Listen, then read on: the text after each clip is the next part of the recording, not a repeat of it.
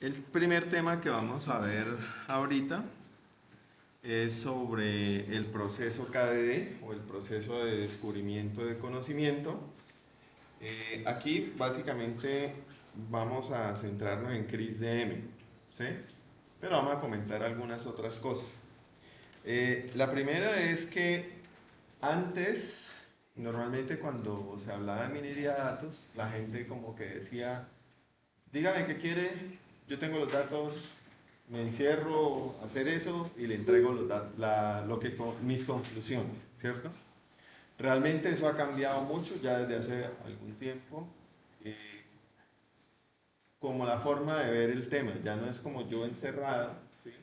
Sino más bien es yo en función de lo que se necesita en el negocio, para eso tengo que entender muy bien el negocio, para eso tengo que volverme experto en eso y tengo que tener mucha interacción con la gente que está requiriendo lo que nosotros queremos hacer, ¿cierto? Entonces, en ese sentido, pues ustedes van a encontrar en la literatura varias metodologías o procesos de desarrollo para el tema de minería de datos. La primera, la de Fallad, es una de las viejitas. De hecho, el software de Weka, que ya no lo hemos utilizado aquí en el curso, está hecho básicamente como pensándose en la metodología de Fallad. Pero pues realmente eso ya es muy viejo. Está la de SEMA que todavía, digamos, se resiste en morir. Se parece mucho a la de Fallad. Y esta CRISDM, que en últimas es la que todavía hoy es la más utilizada. Pero, por ejemplo, este gráfico es de 2022, pero se me hace que los datos son como de 2021. No hay una encuesta más nueva o no la he encontrado, en donde se dice cuáles son las metodologías más, digamos, más utilizadas hoy para el desarrollo de proyectos de ciencia de datos. Y podemos ver allí que CRISDM sigue teniendo digamos, mucha importancia, 49%. Ya en los proyectos de ciencia de datos se está utilizando Scrum. Kanban es una metodología de Toyota de hace N años, es muy simple, muy sencilla, eh, pero que también apareció, antes no aparecía. Estos son los pools que se han hecho en un sitio que se llama KD Nuggets, que pues allá uno encuentra muchísima información sobre ciencia de datos. Y ellos han venido haciendo esta encuesta desde 2002, 2004, 2007, 2014, y pues de una u otra forma uno siempre ve a Chris DM allá arriba. De hecho, hay unas que dicen mi propia metodología. Acá todavía aparece con un 12%. Puede ser que sí, que ellos en su compañía definieron su propia metodología, pero también hay otros que lo que hacen es como robar cosas o personalizar CRISDM, porque usted puede personalizar CRISDM y entonces ya pues dice, no, nosotros la hicimos, no, pues no es tan real eso. Y hay otras como por ejemplo TDCP, que es una propuesta por Microsoft en 2016, que también es interesante porque tiene en cuenta el desarrollo en equipos. CRISDM es muy light, muy básica, eh, es propuesta para como en el 2000, pero al sol de hoy casi no ha cambiado porque lo más importante de lo que se debe hacer en un proceso de ciencia de datos está allí. Pero entonces ya hay cosas que como que uno empieza a darse cuenta, uy, falta esto. Como por ejemplo el tema del agilismo, el tema de trabajos en equipo y demás. Entonces por eso están apareciéndole allí ciertos rivales. La metodología de fallar es muy sencilla. Uno coge Weka y es lo mismo, importar los datos, hacerles definición de cuáles son los datos con los que yo me voy a quedar. Y alcanzo a ver. Upa, es- con cuáles van a ser los datos objetivos, que es todo el tema de procesamiento y limpieza, definir ya cuáles son los datos con los que me quedo, de ahí procesarlos y organizarlos para después hacer transformaciones si es el caso, por ejemplo, generar nuevos atributos o lo que se necesite con respecto a eso. Finalmente, correr los modelos para poder tratar de encontrar patrones y tratar a la final de llegar a un cierto conocimiento nuevo. Recuerden que nosotros siempre estamos pensando en que de los datos yo pueda sacar algo que no saco manualmente de alguna forma o por experiencia de alguien de la compañía, ¿cierto? Yo no puedo salir aquí con una y ponga el pan al lado de la leche, o sea, eso no es conocimiento nuevo. Entonces por eso siempre digamos que lo que se busca es eso, pero fíjense que aquí no se le da nada de importancia de la interacción con los dueños del negocio, con los usuarios, con los que necesitan la información, con el cliente como tal del proyecto. SEMA es otra metodología. Ah, bueno, y esto pues obviamente tú te puedes devolver, en cada etapa te puedes devolver a hacer correcciones y demás. Después viene la metodología SEMA, que es la de SAS, que también es una empresa de desarrollo de software, pues mucho del origen estadístico, pero en el cual ya hay muchas, digamos, hay librerías o funcionalidades que están relacionadas con el tema de minería o ciencia de datos. Eh, el modelo es el mismo, si uno mira es la misma historia con otros nombres, porque se habla, lo único es que aquí ellos hablan de la palabra muestrear, que en últimas es muy del origen estadístico, ¿cierto? En estadística a uno le dicen, ay no, ¿quién va a ganar las nuevas elecciones? Entonces ellos hacen un muestreo, es lo primero que piensan, ¿cierto? El muestreo, que sea un buen muestreo, que tenga en cuenta mujeres, hombres, que tenga en cuenta los diferentes estratos sociales, que tenga en cuenta las diferentes ciudades, que sean ciudades grandes, medianas, intermedias, que tenga en cuenta lo rural y lo urbano, o sea, hay unas condiciones obviamente para establecer bien ese muestreo y con base en eso toman datos, con esos datos hacen, digamos, los cálculos de las medias, de las modas, de no sé qué, y se supone que si fue bien hecho el muestreo con el número mínimo de registros que necesitaban para que representara esa población, entonces tú puedes proyectar que esos resultados van a corresponder con lo que va a pasar en la población. Entonces, por eso ellos hablan mucho de muestreo, nosotros no, porque también tenemos un poco la falsa creencia, que ya lo hemos hablado acá, de que yo tengo todos los datos. Esa es toda la población, que no es real, pero pues digamos, da un poco una dinámica distinta a lo que sucede cuando se hacen trabajos estadísticos. Pero pues ellos hacen muestreo, obviamente a veces no lo hacen, cuando ya están en el área de ciencia de datos, pues no hacen muestreo porque tienen todos los datos. Y vuelve y juega, viene la exploración, que es lo que llamamos el análisis exploratorio de datos, nosotros en CRISDM, visualizar, entender, sacar medidas, sacar modas, sacar distribuciones, sacar todos los gráficos que ya han empezado a sacar ustedes allí con el taller de Short, hacer la transformación de los datos, ¿cierto? Acá hay un tema que es importante y que de pronto yo no lo he mencionado, y es que muchas veces uno en la fase de exploración y de preparación de datos, también a veces usa técnicas de minería de datos, ¿cierto? Entonces decíamos que un ejemplo de eso decíamos la imputación de datos. O sea, no, es que tengo una columna que le faltan unos daticos. Entonces yo le digo, pues vuelva a eso un pequeño problema de minería de datos y ponga un valor allí con KNN o con alguna técnica, ¿cierto? Entonces eso es el uso en el tema en este caso de la modificación para poder hacer eso y bueno, otras cosas que se pueden utilizar allí.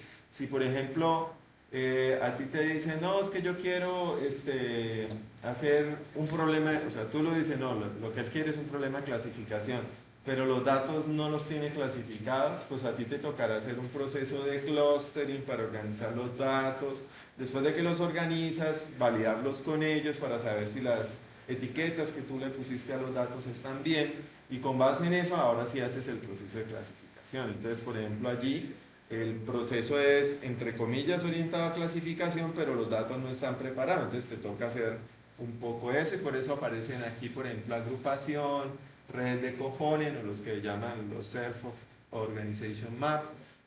Después viene la construcción de modelos, que es lo mismo que nosotros hacemos, obviamente ese modelado debe tener su evaluación y aquí está el tema de la evaluación, pero todo esto está pensado en yo encerradito con los datos haciendo cosas, ¿sí?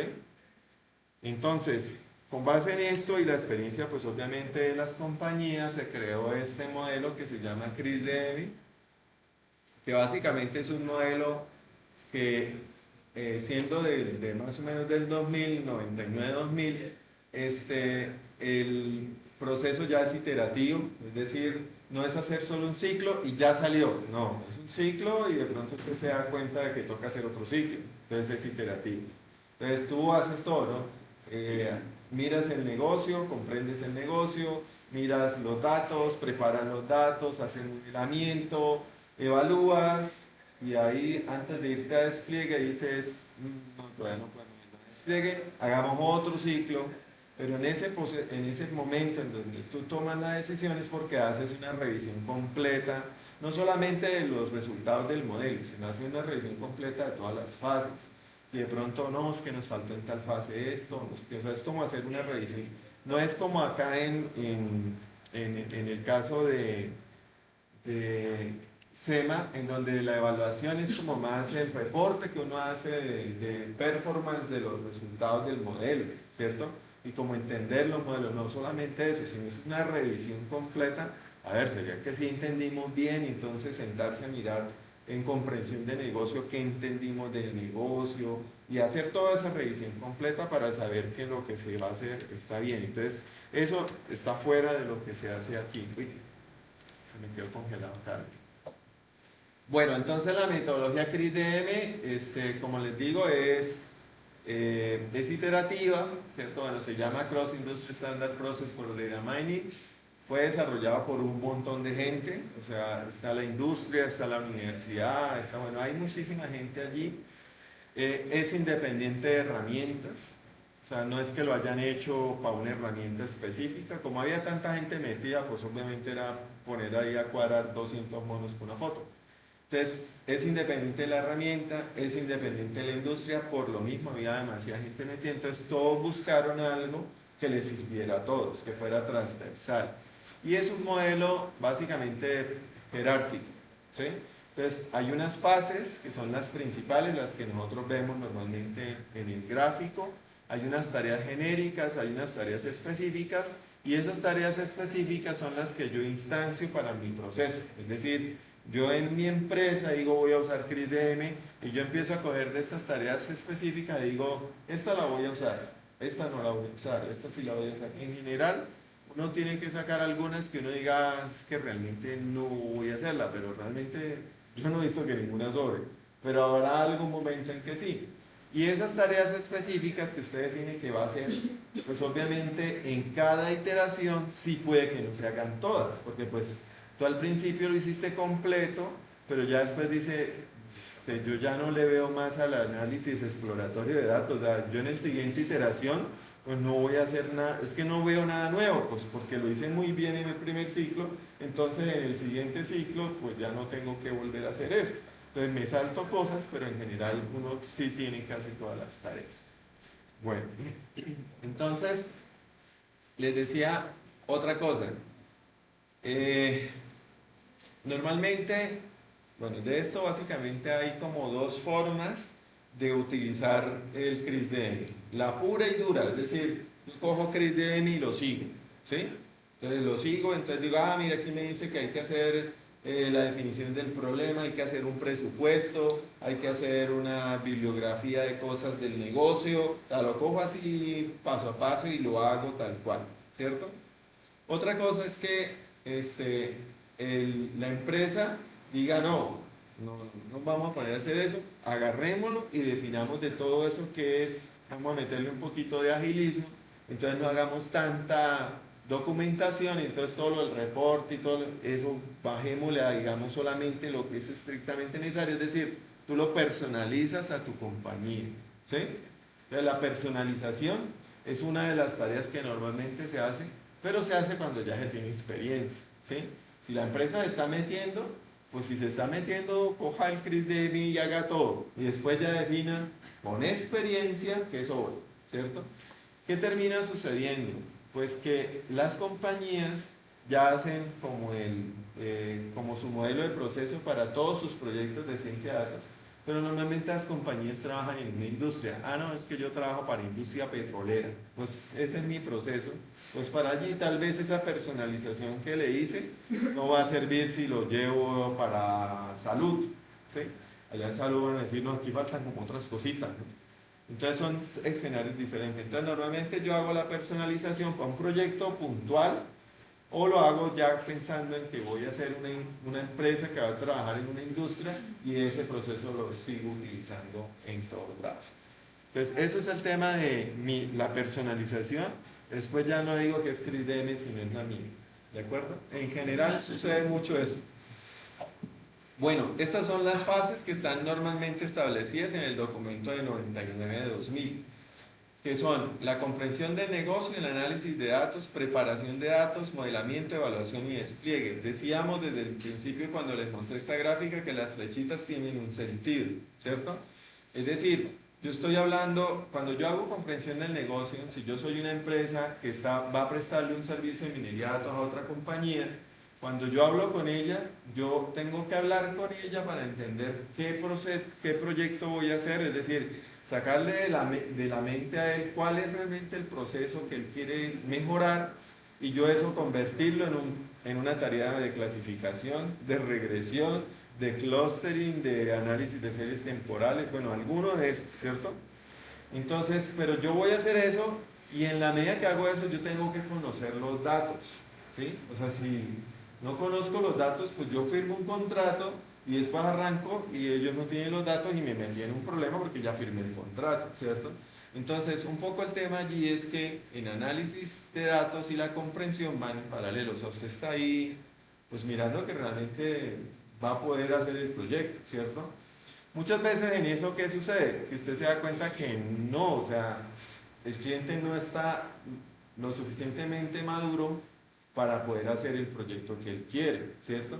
Entonces usted allí, pues obviamente no va a dejar ir al cliente. Entonces usted le dice, mire, para poder hacer el proyecto hay que hacer una actualización del sistema tradicional donde están metiendo los datos, hay que hacer esto, bueno, hay que hacer ciertas cosas que permitan que dentro de un año o tal vez 2 años podamos hacer el proyecto, ¿sí? Entonces usted lo que va haciendo es como preparándolo para que realmente se tengan los datos y usted pueda hacer a futuro el proyecto. Esto sucede por muchas cosas, mire, en todas partes ustedes van a leer que ay, estamos nadando en datos y no sé qué, pero cuando ustedes van acá a ver a las empresas eso no es tan cierto, ¿sí? ¿Por qué? Razón número uno, hay empresas pequeñitas, que son la gran mayoría en Colombia, ¿cierto? Colombia se caracteriza por ser mayoritariamente pequeñas, medianas, micro, pequeñas y medianas empresas, ¿cierto? Esas empresas, por ejemplo, todo el tema, por decir algo, todo el tema contable, ¿cómo hacen el tema contable? Compran plataformas como Cirigo y hacen todo, ¿cierto? Y esas plataformas normalmente estaban diseñadas para que al final del año sacaban los estados financieros, no sé qué, imprimían, se supone que salvaban en alguna parte un backup y chao, arrancaba el nuevo año con los saldos del año anterior y se acabó toda la historia. Y uno va, sí, sí, saquemos los backups. No, pues backups por allá en CDs, como que ni los puede leer. Además de que en sí a ellos ya le tocan hasta sufrir para conseguir un computador con lector de CD. Bueno, en última se presentan muchas cosas y nosotros ya hemos visto que en muchas circunstancias realmente no se puede. Ahora otros dijeron, no, pues es que yo ya estoy en Sigo Nube. ¿Cuánto ya no? Ya llevamos como 3 años, y que ahí hay datos. Entonces va uno a sacar los datos de Sigo Nube y bailas. Resulta que Sigo Nube, dentro del contrato, te mete que los datos son tuyos, pero solamente los puedes ver a través de nosotros, o sea, de la plataforma. No es que tú puedas descargarlo y hacer lo que quieras. Pues obviamente ellos están pensando en su negocio. Mañana le pondrán la funcionalidad de minería de datos y pues podrán cobrar eso. Pero ahorita no puedes hacer nada si quieras, ¿sí? Bueno, y no estoy haciéndole mala fama a Singo porque puede que hayan cambiado las políticas, pero son las situaciones que nosotros hemos encontrado, ¿sí? Entonces, realmente sí tienen datos, pero no podemos acceder a ellos. ¿Qué hacemos? ¿Sí? Entonces, por eso les digo que normalmente en el tema de comprensión del negocio y análisis de datos, uno está muy pendiente de eso para saber si realmente por aquí nos podemos meter.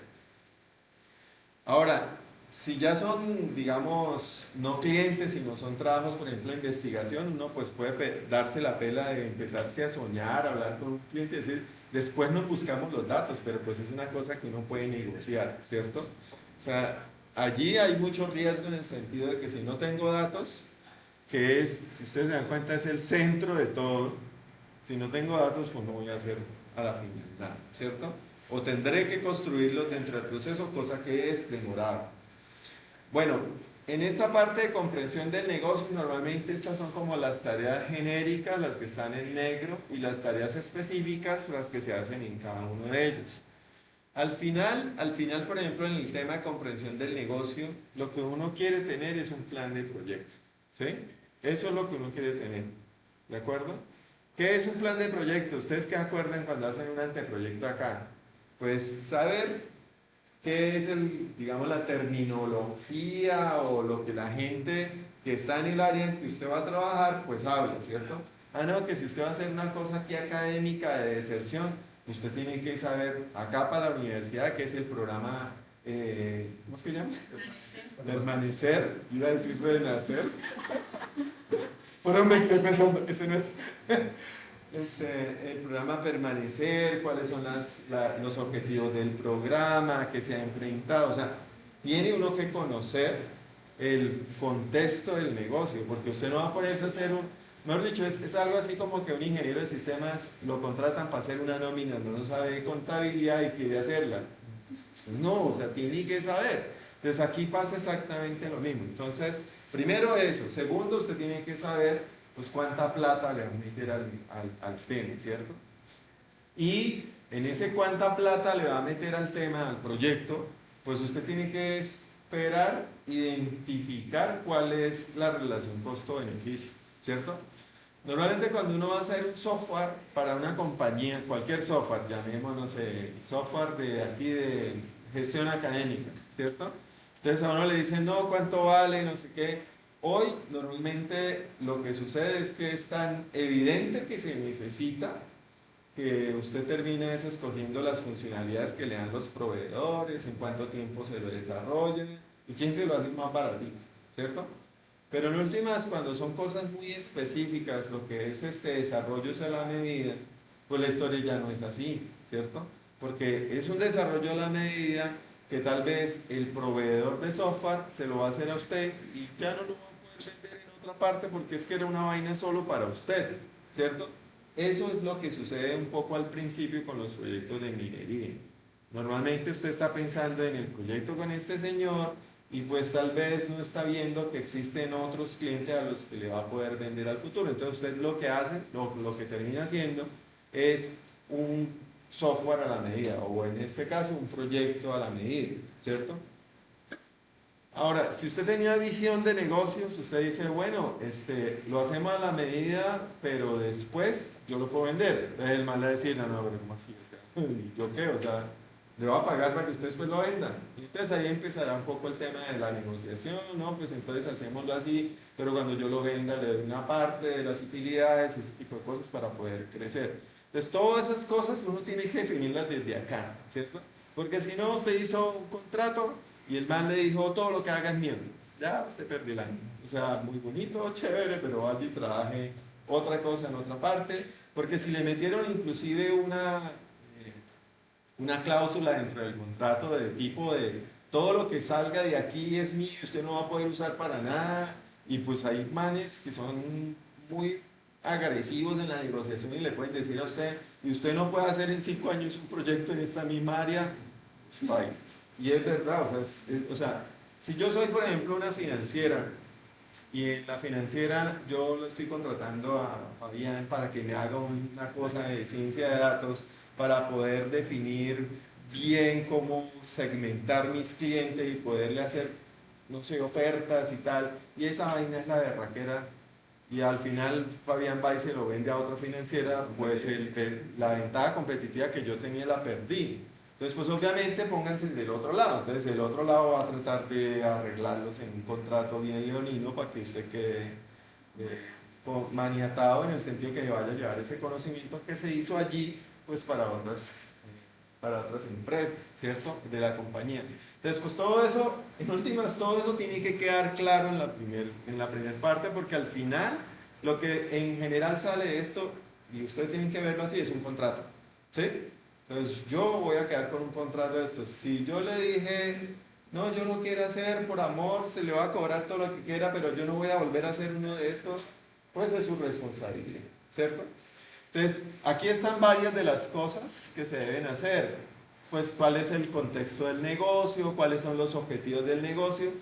Y aquí hay algo muy importante. Normalmente uno cuando va a hacer un proceso de minería de datos en una compañía por primera vez, el primer proyecto, normalmente tiene que pues, entender la compañía. Entonces habrá un departamento de ventas, habrá un departamento de crédito y cartera, habrá, bueno, hay un montón de departamentos, ¿cierto?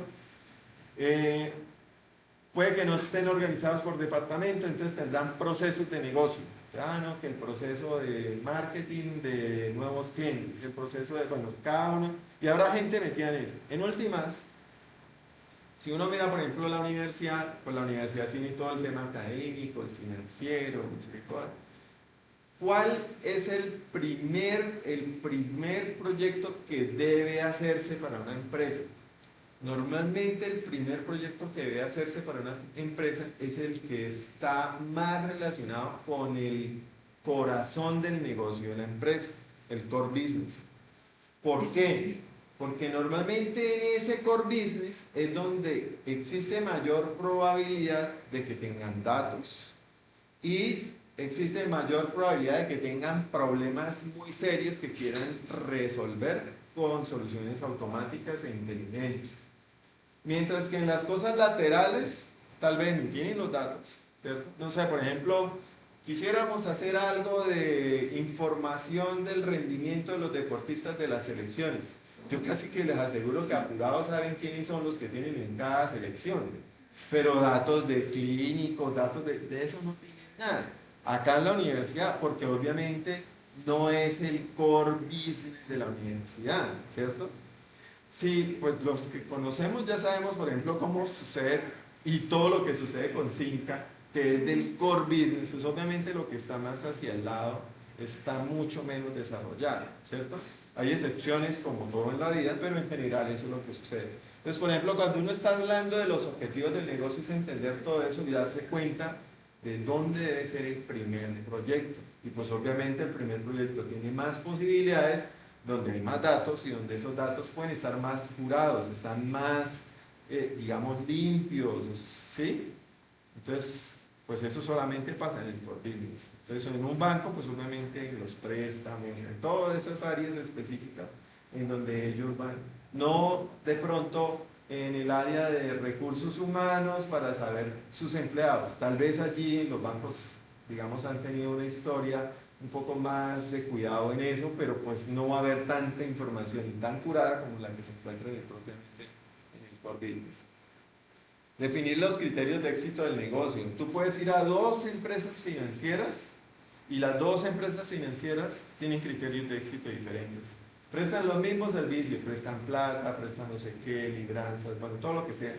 Pero las dos empresas tienen criterios diferentes. No sé, me voy a una en donde tienen una filosofía de, ¿cómo se llama? Estas empresas que están como muy enfocadas al tema de la familia, del cliente, bueno, o sea, como ponerle amor al tema, ¿sí? Y otras que lo único que le importa es cobrar plata y se acabó, ¿sí? Entonces, esos criterios de éxito son diferentes, ¿cierto? Entonces, por ejemplo, en esta tal vez la persona no le importa, no es que no le importa, sino que si la persona falla con sus pagos, tal vez busca otras estrategias, le da tiempo, le refinancia, esta lo manda de una vez al abogado. O sea, hay diferentes contextos. Entonces, a pesar de que uno, por ejemplo, haga soluciones para una compañía o para un sector, pues obviamente tiene que conocer muy bien eso y no tratar a todos los clientes de la misma forma. El inventario de recursos, obviamente datos, personas, obviamente con quienes voy a tener que hablar para conocer muy bien eso, el tema hardware, software, bueno, todo lo que es un sistema. O sea, cuando usted va a hacer un sistema, tiene que tener en cuenta muchas cosas. Los requerimientos, sus puestos y restricciones, riesgos y contingencias, la terminología y la relación costo-beneficio. Acá hay un tema muy importante, es que la gente puede pensar de primerazo, de una vez decirle, bueno, esto va a valer 50 millones, ¿cuánto me va a quedar a la final? Y eso es difícil. O sea, hacer esa, digamos, conseguir la forma de valorar el desarrollo de lo que tú vas a hacer cuando a la final tú no sabes que realmente vaya a funcionar es bastante complejo. Entonces ese es un tema ahí de negociación. Eso no pasa, por ejemplo, hoy casi con muchos sistemas porque la gente ya sabe que lo necesita. O sea, la Universidad del Cauca no va a decir, ay, no, ¿será que necesitamos un sistema académico? Lo sabe desde hace como 20 años, ¿cierto? Entonces, el tema es que ya está buscando es cuál es la mejor solución del mercado. Pero cuando tú vas a entrar a un negocio, pues te van a decir, bueno, usted me va a ayudar a definir la deserción y quiénes tienen probabilidad de deserción aquí en los programas de la universidad. ¿Cuánto me vale? 100 millones de pesos. Yo como recupero a plata, o sea, meto 100 millones y ¿qué gano con ese? Te piense. ¿Cómo le digo? No es que no se va a ir gente, se van a ir tantos, pero eso cómo se mide en plata, ¿sí? Entonces allí hay un tema que depende del negocio y es importante porque es algo que usted tiene que preparar antes de irse a hablar con un cliente, o sea, ¿cómo le va a mostrar al cliente cuáles las posibilidades de que eso tenga un retorno de inversión, ¿cierto? Obviamente sin asegurarlo porque vuelve y juega si los datos no están. Y usted tiene que colocar en el contrato muchas de esas cosas, ¿no? O sea, así como él trata de defender sus derechos como cliente, usted también tiene que tener mucho cuidado. No específicamente en este tema, pero nosotros tenemos un egresado en ingeniería de sistemas que él trabajó unos años con empresas grandes, multinacionales y todo el tema. Después él salió a hacer empresa y empezó a hacer empresa y empezó a hacer buenos negocios, a hacer cosas. Y llegó un momento en que hizo una empresa, una cosa allí de flores en Bogotá, una vaina grandísima. Hacer un sistema, yo no sé, pero los cogieron dormidos e hicieron un contrato. Y en el contrato básicamente decían lo que se le ocurra al cliente, ¿sí? Y ellos empezaron, pues no sé, a veces uno tiene complejo de superhéroe. Entonces ellos no, eso podemos, y empezaron a hacer todo eso. Y empezó el cliente a pedir y a pedir y a pedir. No, es que esperan, tipo, no, pues, usted no cerró eso, o sea, yo necesito eso, yo necesito y yo necesito. Los quebró y cuando terminó, eso fue hace por lo menos 10 años, cuando él terminó y quebró la compañía y todo, quedó viendo como 100 millones hace 10 años. Él como socio de la compañía. Y estamos hablando de hace 10 años, de 100 millones, hoy son como por ahí unos 400 de algo así. Entonces hagan cuentas de hasta dónde puede llegar un negocio mal hecho. Entonces hay que tener cuidado con todas esas cosas. Eh, y pues obviamente ya eso traducirlo a un proyecto de minería, ¿cierto? Ya yo sé que es un proceso de clasificación, esto es lo que buscamos y demás. Bueno, después viene el análisis de los datos o análisis exploratorio de datos o EDA también como se conoce. Básicamente aquí nosotros lo que queremos es hacer el reporte de calidad de los datos. A la final yo lo que quiero decir es, entendí todos los atributos, cuáles son sus valores posibles, qué significan esos valores. Yo les decía a ustedes el ejemplo del dato del teléfono. Dato del teléfono que tenga puros ceros. Ah, no, es que ir a averiguar y los usuarios le dicen, no, es que cuando una persona no tiene teléfono le ponemos ceros. Porque me obligaba, el campo me pedía que dijera el número del teléfono, ¿cierto? Entonces, bueno, primero es como una falla ya del sistema transaccional, porque cuando debieron haber registrado los datos de ese campo, debieron haberlo dejado opcional. Pero bueno, como se lo obligaron, la gente resolvió, ceros. Y si pusieron 9 es porque la persona no quiere que lo llamen. Nunca en la vida, entonces 9. Así usted lo consiga por otro lado. Pero conocer esos datos y conocer la calidad de los datos. Entonces ahí es donde uno se da cuenta, hay valores atípicos, hay valores faltantes y todo lo demás. ¿De acuerdo? Que la distribución es de un lado para otro, o que si es normalizada, o bueno, ese tipo de cosas. Entonces, todo eso es lo que se hace acá. Técnicas estadísticas, media, moda, de desviación, histogramas, todo lo que hicieron o lo que están empezando a hacer de visualización y demás. Preparación de datos. Fíjense que en preparación de datos está con modelamiento, ¿cierto? Porque ustedes pueden hacer una vista minable, la dejan cuadradita y empiezan a usarla con ciertas técnicas, pero cuando la van a usar con otras técnicas, tal vez tienen que devolverse y volver a cambiar los datos, la organización de los datos. En Python normalmente tú todo lo dejas en una tabla numérica. Entonces, pues digamos que técnicamente usted no se necesita devolver tanto porque con esa tabla numérica le mete todos los 20 clasificadores y todos funcionan bien, ¿cierto? Pero por ejemplo, cuando uno trabaja con RapidMiner, uno sí puede manejar los datos como le parece mejor, pero cuando va a usar una técnica le dice, no, yo no le manejo datos de este tipo. Entonces le toca hacerle un preprocesamiento allí para poder usar ese otro algoritmo, ¿de acuerdo? Eso también pasaba con Weka y demás porque no necesariamente necesitaban que la tabla viniera completamente con números, ¿de acuerdo? Entonces por eso normalmente es ese paso allí. Normalmente allí inclusive uno puede estar haciendo modelamiento y darse cuenta de, pero si generamos un atributo más que haga tal cosa, entonces pues generas el atributo, pues, obviamente eso no es de modelamiento, eso es de la fase anterior, preparación de datos, entonces por eso es que se hace eso. Entonces ahí está, la idea es que cuando tú termines aquí esto, tú tienes que tener una tablita en donde dice, estos eran todos los atributos que yo tenía, voy a eliminar estos, que no, por la razón que tenga, ¿no? No servían, área code, me dijeron desde el principio que estaban mal, estado, me dijeron desde el principio que estaba mal, cargos de esto, que esto tengo que quitarlos porque son totalmente dependientes de este, bueno, y lo que sea. Que vamos a generar un nuevo atributo que el sodio sobre el potasio. Bueno, todo lo que yo voy a hacer allí. Y ese es digamos, el reporte junto con que ya estén cuadrados para poderlos utilizar dentro de los algoritmos de modelamiento, ¿cierto? La tablita, la vista minable, que ya tenga todos los daticos, que ya no hayan valores atípicos, que, bueno, todo. A ver, yo digo que no hayan valores atípicos, que no hayan valores nulos, que no sé qué. Yo digo eso, pero en la realidad alguien podría decir, es que son muy poquitos nulos, yo no les voy a hacer nada, los voy a dejar así. Hay algoritmos que los pueden manejar así. O sea, se los pone usted nulos y él simple y llanamente los ignora. Pero hay otros algoritmos que no. Entonces, pues eso ya es tema de usted. Va a estar ahí luchando con cada uno. O mejor, los organiza desde el principio. Yo normalmente trato de organizar eso desde el principio. ¿Sí?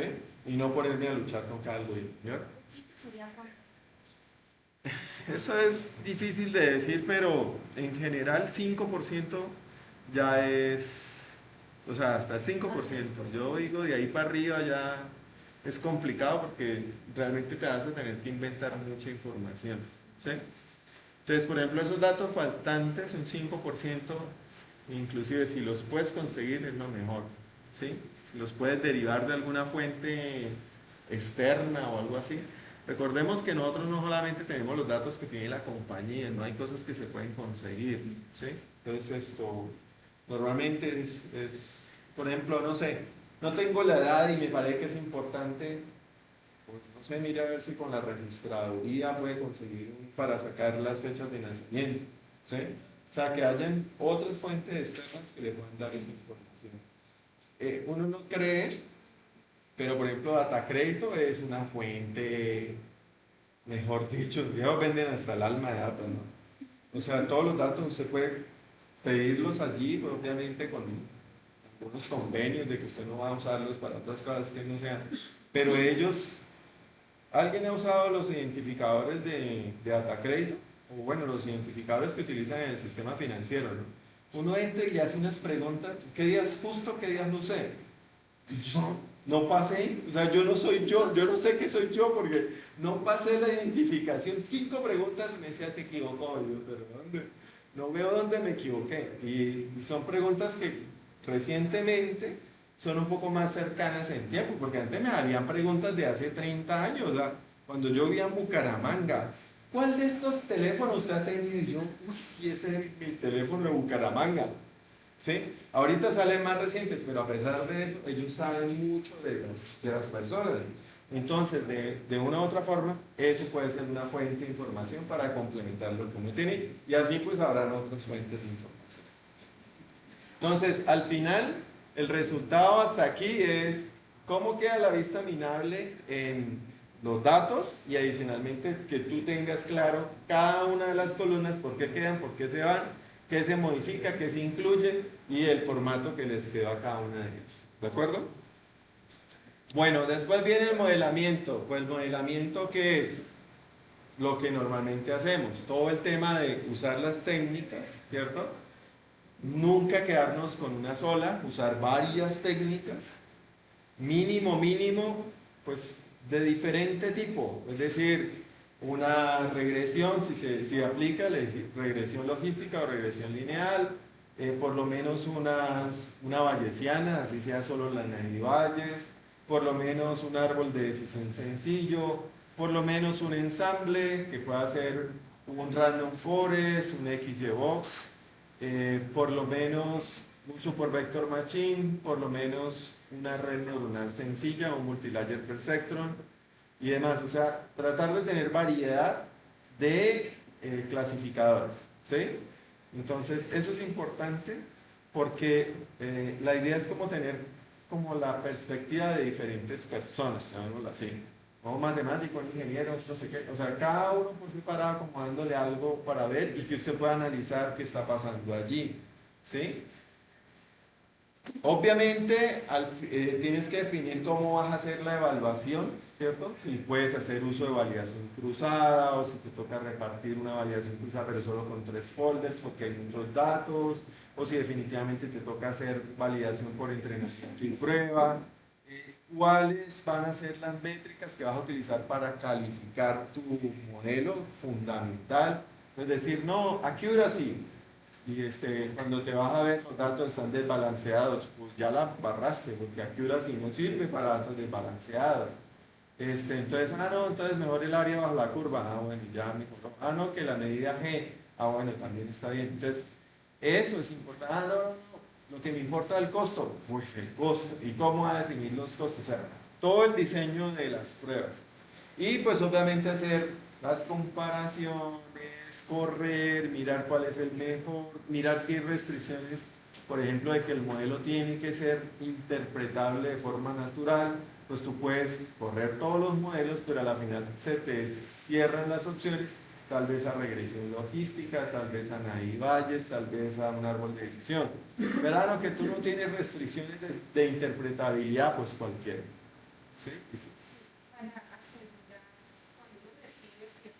Que le entregan un modelo como empresa, para asegurar de que ese modelo, pues como estuvo diseñado, con la parte técnica, uno necesita que le muestren, que le indiquen cuáles modelos fueron probados y cuáles fueron las métricas, o como... No, o sea, al final cuando tú terminas modelamiento, tú por alguna razón te quedas con un modelo que tiene unas características, ¿sí? Entonces, pues necesitar conocer todo lo que se probó no es necesario, ¿cierto? Cuando tú ya recibes el modelo, sí tienes que mirar, por ejemplo, que si es algo interpretable, que yo creo que para el área que tú trabajas sí normalmente esperan eso, que sea algo que se sepa por qué toman las decisiones. Entonces normalmente sí tendrás que conocer el modelo y mirar uno que salga como lo que yo les comenté, creo que se les comenté, de una empresa con el carro, un banco en Francia que decía que si el carro era rojo no le presten, ¿cierto? Pues uno tiene que revisarlo para darse cuenta que hayan cosas que son naturales en el negocio, ¿cierto? Ahora bien, conocer el proceso de cómo se hizo, yo creo que si me dicen a mí qué se debe conocer del proceso, yo diría que de los datos. O sea, si yo puedo tener acceso a la fuente de datos con la que se crearon los modelos, me parece eso más interesante. Porque yo de allí sí podría tal vez mirar a ver si realmente eso es representativo de mi negocio. ¿Sí? Porque si lo hicieron con mis datos, bueno, yo sé que fueron mis datos. Pero si es, por ejemplo, un proceso externo que lo adaptan para que yo lo pueda usar, ¿será que eso representa lo que son mis clientes? Porque puede ser hecho para como otro tipo de clientes, no para mis clientes. Entonces ahí sí habría que mirar. Entonces si a mí me dicen eso, yo miro el modelo y miraría la vista minable con la que se hizo el modelo, más que los otros modelos. ¿Sí? Mm, ¿no? Ah, bueno, y pues obviamente aquí es donde sale todo el tema de haber definido la forma en cómo voy a hacer el test, validación cruzada, o entrenamiento y prueba, qué porcentajes y demás, pues también, y los criterios de calificación o de evaluación, pues yo miro todo este reporte, ¿cierto? Acá pues obviamente en este proceso, ¿qué más se hace? El afinamiento de los hiperparámetros, eso hay que hacerlo obligatoriamente. ¿Qué más se hace dentro de todo esto? La selección de atributos, ¿cierto? Que normalmente lo hacemos, pues mi recomendación, usar wrappers desde que se pueda. Si no, pues habrá que usar filtros. Pero cuando hacen filtros, así con mucho, ¿por qué quito a alguien? Ah, no, que es que este filtro me lo dijo. Y todos los filtros le decían, probó varios filtros al menos para que le dieran lo mismo. Entonces eso es importante porque pues quitar una columna es quitar una dimensión del problema. Entonces es muy importante. Entonces, una pregunta sobre eso, pero si a ti de pronto en el análisis esta columna no va por el contraste, pero los gaps sí la incluyen.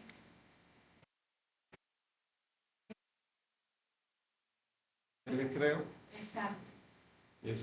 a lo que te da al final el modelo. Si tú puedes mirar el modelo y entenderlo y darte cuenta cuál es la razón. Pero les digo que lo más delicado de todo es quitar elementos. Por eso yo quito un elemento cuando realmente estoy totalmente seguro que no, es que me va a quedar, o sea, como que represento la misma información dos veces. Entonces, es el ejemplo de lo que yo les digo de la mesa. La mesa va a quedar con una pata más grande, ¿cierto? Porque es que es la misma información dos veces. Cuando eso sucede, yo casi que ahí no tengo dudas, ¿sí? Ahora, de resto, yo sí soy muy receloso y desde que pueda me apoyo en lo que me entregan los usuarios, ¿sí?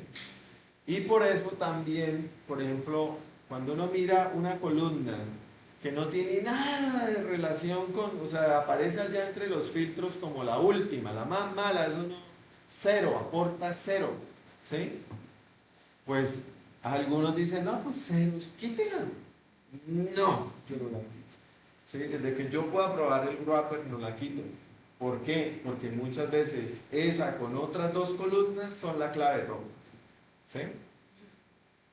De hecho, en el dataset de Short que ibas hablando el lunes, el lunes en la reunión en la asesoría, decíamos que obviamente quitar los cargos, porque los cargos están relacionados con los minutos y es una relación casi de fórmula. Cargo igual a tanto por el valor del minuto más el valor básico. Y eso es así para todos los valores.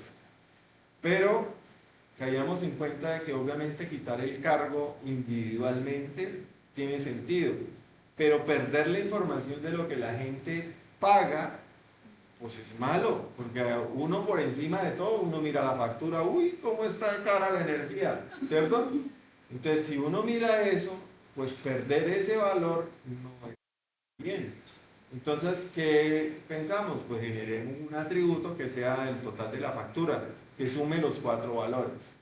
Y ahí, pues uno dice, ay, miremos otra vez la matriz de correlación. Ah, pues hay unas columnas, pues obviamente los de minutos, tal vez alguna va a tener relación. Y uno diría, quitémosla.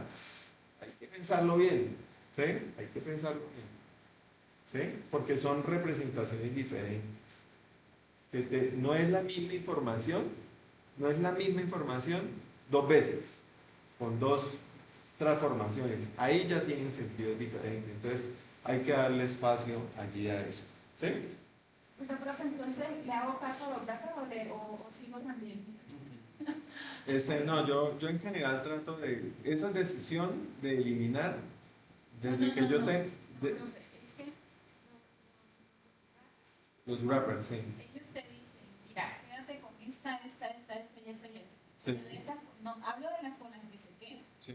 Pero yo digo, pero esta me salió en el exploratorio mejor la cara, por lo que tú dices, la correlación directa con otra y que se comportan igual.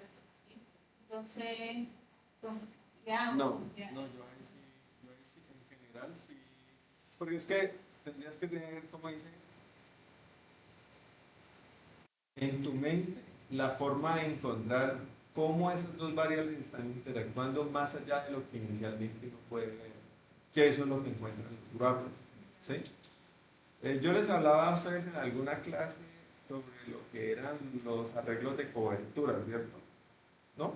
Los covering arrays. Bueno, resulta que este problema, a usted le dicen, usted tiene un carro, ¿cuántas piezas tiene un auto? Pues fácilmente, no sé, 1000. Digamos que 1000, para no ponerla tan grande. Este, ¿Qué sucede cuando a usted, por decir algo, no se le mueven las plumillas? ¿Usted revisa las 1000 piezas? No, ¿cierto? Porque pues usted no va a mirar si la llanta está pinchada y a ver si por eso es que la plumilla no se mueve, ¿cierto? Usted segmenta el problema, ¿cierto? A las cosas que están interactuando. Entonces usted ya irá a la batería, ya irá a los cables que van hacia la plumilla, ya mirará el interruptor de la plumilla, ya mirará directamente el motorcito de la plumilla. O sea, hay como en general 6, 8, 10 elementos que normalmente están conectados, ¿sí? Y usted analiza eso, ¿de acuerdo? Pero si son más, pues cada vez que usted tenga más elementos conectados, pues usted se le hace más grande el problema, ¿cierto? Pero adicionalmente no sabe, o sea, le toca empezar a probar porque no solamente puede haberse dañado una cosa, ¿cierto? Puede haberse dañado dos cosas, o pudieron haberse dañado tres cosas. Entonces, eso es lo que de una u otra forma pasa aquí. Existen interacciones que de primerazo uno no las ve, ¿cierto? Entonces, o sea, hagan cuentas el ejemplo sencillo de pañales y cerveza. O sea, un man experimentado en marketing en su momento no se le ocurrió en la vida porque esa vaina iba junta, ¿sí? Pero los datos decían que iban juntos, los pusieron juntos y les tocó para preguntarle a la gente, ¿por qué lleva esas dos cosas? ¿Sí? Entonces, fíjense que hay cosas que uno no necesariamente, entonces por eso yo sí trato de que la decisión... ¿Cómo? Ah, la respuesta, dije, la respuesta fue que en Estados Unidos los viernes la gente normalmente se va a ver béisbol o básquetbol, o sea, tiene todo entonces, ¿qué sucede? El señor iba a comprarse sus cervezas, sus pocholitas para sentarse a ver los partidos en la noche con sus cervecitas y tal, pero cuando estaba en ese decía, los pañales del niño, si no mínimo a la mitad del partido me toca venirme a comprar los pañales del niño. Entonces él hacía eso. La mujer era lo contrario, iba a comprar los pañales de su niño y decía, y esta noche él va a ver televisión, como buena esposa, decía, echémosle la cervecita para que la vaya bien. Sí, sí, sí. Por ahí hay un meme que dice, quédate con la que traiga la cerveza. Entonces, en últimas, esas eran las explicaciones, o sea, eso sucedió porque era un contexto específico, tal vez lo ponemos acá, ponemos el pañal al lado de la cerveza y para nada, ¿sí? Porque de pronto nosotros no vamos de quedarnos los viernes en la noche a ver televisión, no, la gente va para la calle, ¿cierto? Esos son escenarios diferentes. ¿Cómo? Eso. Primero, y normalmente no la tomamos en la casa, está en un lugar con las amigas, es diferente, son contextos diferentes. Entonces, por ejemplo, eso, hay cosas que uno, por más de que sea, no las va a ver, ¿sí? Entonces, yo las decisiones de quitar una columna es porque estoy seguro, misma información la elimino, ¿sí?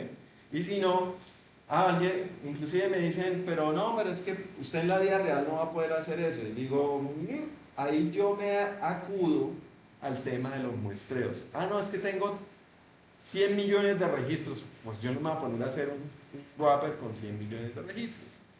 Me hago un muestreo, me saco unos 200.000 y sobre ese muestreo hago los wrappers. Y me doy cuenta de si realmente mejor la elimino o no la elimino con ese muestreo, ¿sí? Entonces hay formas, ¿no? O sea, no necesariamente, a mí realmente esas decisiones de quitar me las pienso muchísimo, ¿sí? Porque estoy quitando algo del negocio. Es como quitar filas. Ay, no, mire, es que estas filas tienen como varios registros varios datos perdidos, entonces elimino. Usted está quitando un pedazo del negocio, ¿sí? O sea, no solamente una dimensión, sino son todo ese montón de clientes que quién sabe qué le representaban en el negocio, usted los quitó, ¿sí? Entonces, en la medida de lo posible, la data es mejor que quede bien curadita, bien organizadita, meterle la plata que se necesite, pero que quede lo mejor para poder hacer todo, ¿de acuerdo? Bueno, después viene, bueno, aquí en modelamiento, fíjense que en modelamiento se hace evaluación, ¿sí? Entonces, en modelamiento está la evaluación como numérica, la comparación de los modelos, definir si la accuracy o el AUC o lo que sea son lo mejor, que ya hice hiperparámetros, bueno, todo lo que se tenga que hacer, pero a la final usted tiene una evaluación del modelo, de todo eso sobre los datos. Después dice usted, pero entonces, ¿por qué hay una etapa de evaluación allá aparte? Porque esa etapa de evaluación es la que hace la revisión completa del proceso, de comprensión del negocio, análisis, todo eso. Lo hemos hecho bien, qué hicimos, qué nos faltó, vimos tal cosa después y no lo probamos. O sea, es la revisión completa del proceso, porque no es la que está aquí en modelamiento. En modelamiento ya se hizo un modelamiento. ¿De acuerdo? Entonces, en evaluación, evaluar los resultados como tal, frente a los criterios de éxito, aprobar el modelo. Fíjense, allá pudo haber dado tal cosa, pero aquí es donde yo digo de verdad para Dios, esto ya sale a producción o no. ¿Sí? Va a salir a producción, puede salir a producción. Entonces ahí es donde yo además me doy más pela de revisar si el modelo es interpretable, de mirar si realmente lo que se dice allí tiene sentido con el negocio. Esta revisión entonces es completa y es la que a la final nos da la decisión de que de pasar a despliegue o de volver a hacer otro ciclo de todo el proceso, ¿de acuerdo? De pasar a despliegue puede ser, no es que es un resultado, es un reporte, el reporte es lo único que sale de todo el proceso y ese reporte le lleva al jefe de marketing o al gerente de la compañía o lo que sea, o en otros contextos el resultado puede ser que hay que hacer una nueva opción en la plataforma de la empresa para que los clientes tengan acceso ahí a dar información y que les haga una recomendación. ¿Sí? O sea, eso puede ser diferentes cosas. El despliegue no necesariamente es una nueva aplicación o una nueva función en una aplicación existente, puede ser un reporte, ¿sí? Que se tendrá que hacer todos los meses. ¿De acuerdo? El caso es que hay que hacer esa decisión de si vamos a despliegue o vamos a comprensión del negocio, a repetir el ciclo desde comprensión del negocio. Por otro lado está el despliegue. Cuando yo voy a hacer un despliegue y digamos que fue una aplicación para recomendar algo al cliente, pues obviamente tendré que hacer el desarrollo de esa aplicación, ¿cierto? O el desarrollo de esa funcionalidad dentro de la aplicación que ya tiene la empresa.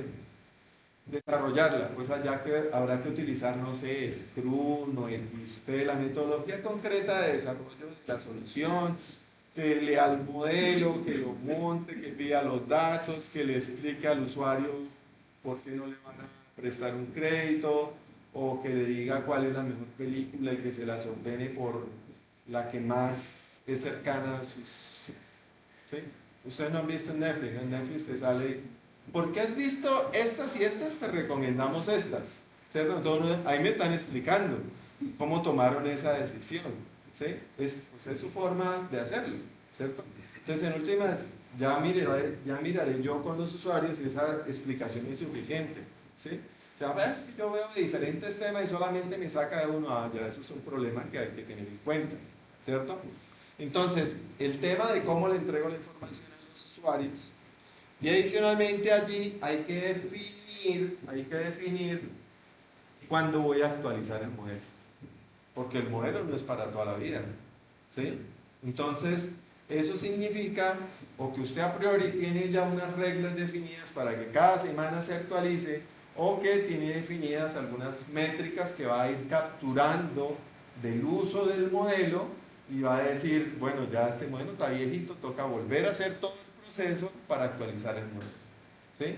Pero ese hacer todo el proceso, pues se supone que ya es automático, ¿no? O sea, ya, entre comillas, su modelo es lo que es, en general no ha cambiado nada de la comprensión del negocio, entonces es volver a rellenar los datos que necesitas y correr todo para obtener el modelo que es el que vas a pasar a producción, o sea, una actualización del modelo. ¿De acuerdo? Entonces allí se tiene que definir eso y pues los reportes o lo que se necesite hacer para terminar. Bueno, eso con respecto a CRISDM. ¿Qué existe, digamos, de los nuevos que les alcancé a mencionar?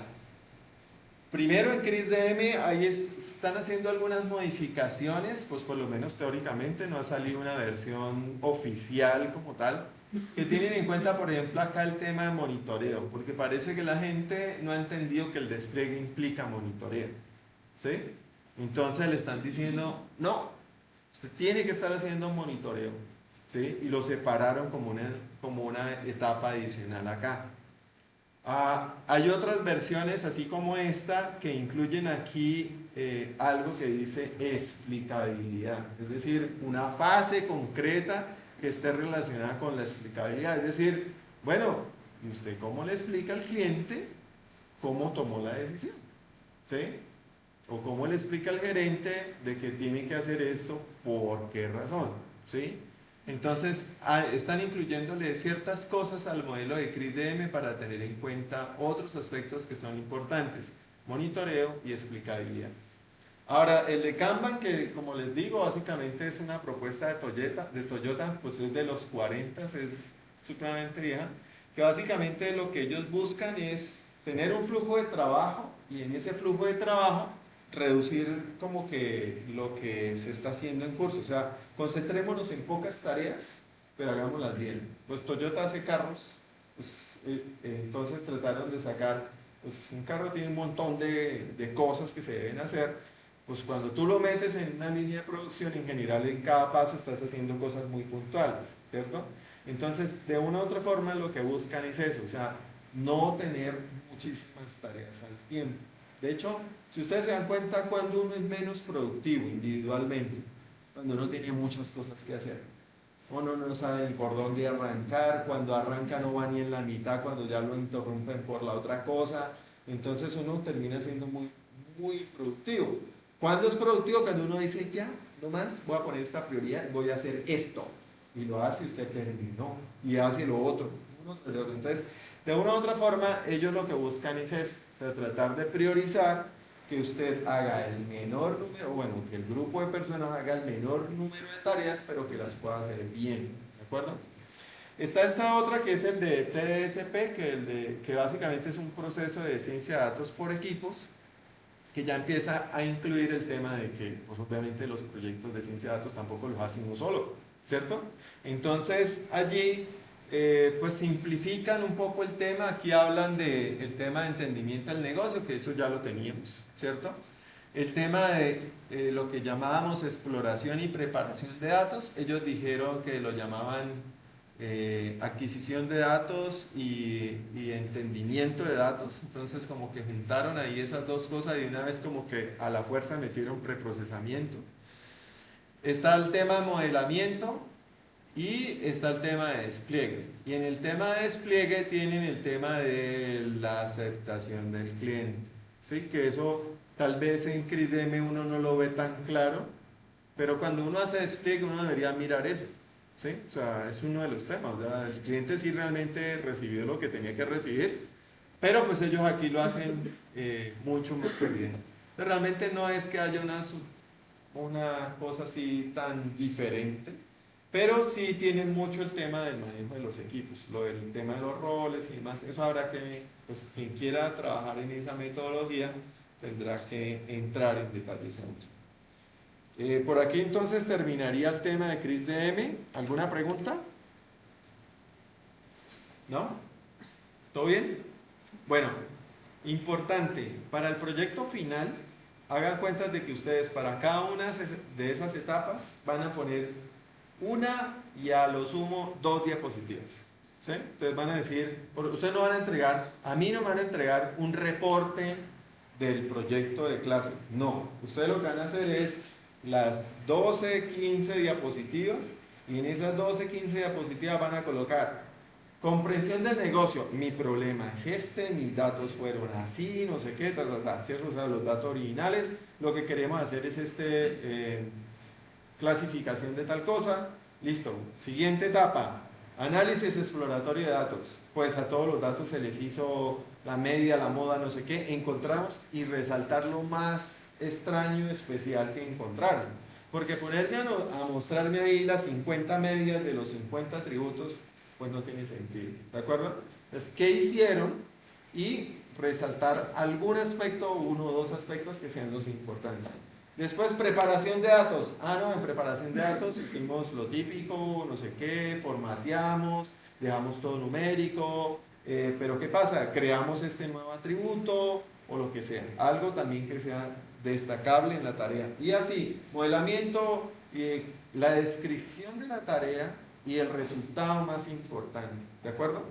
Sí, entonces ahí vamos a ser ágiles, porque obviamente ustedes están un poquito atareados, ¿cierto? Sí.